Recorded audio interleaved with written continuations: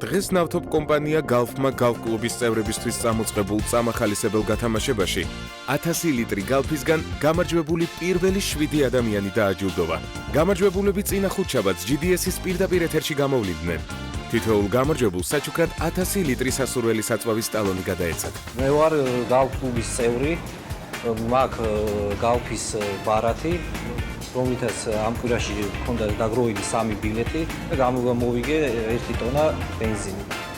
დიდი მადლობა გალფს. მთელი საქართველოს მასშტაბით ყოველკვირეულად გამოვლინდება 7 გამარჯვებული. გალფ კლუბის წევრი ვარ უკვე 2 წელიწადია. ამჯერად გამიმართლა. ორჯერ შევავსე სავსე ბაკი ფაქტიურად და მოვიგე 10 ლიტრი.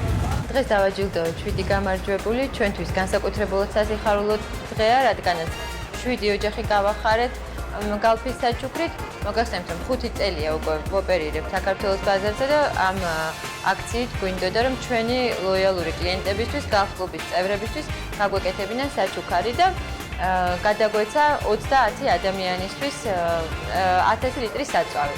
რაც შეეხება დამატებით სამ საჩუქარს, რომელიც დავაწესეთ ლატარიის მიმდინარეობისას მოგვივიდა ეს იდეა, ამას მიიღებს ის ადამიანი, ვისაც ექნება ყველაზე მეტი ბილეთი ამ პერიოდში დაგროვებული, ამიტომ შემოწმეთ თქვენი ონლაინ ბილეთები და გისურვებთ წარმატებას. მიმდინარე ბილეთების შემოწმება მომხმარებელს პროექტის ვებგვერდზე golfclub.g და ასევე გალფ კლუბის მობაილ აპლიკაციაში შეეძლება.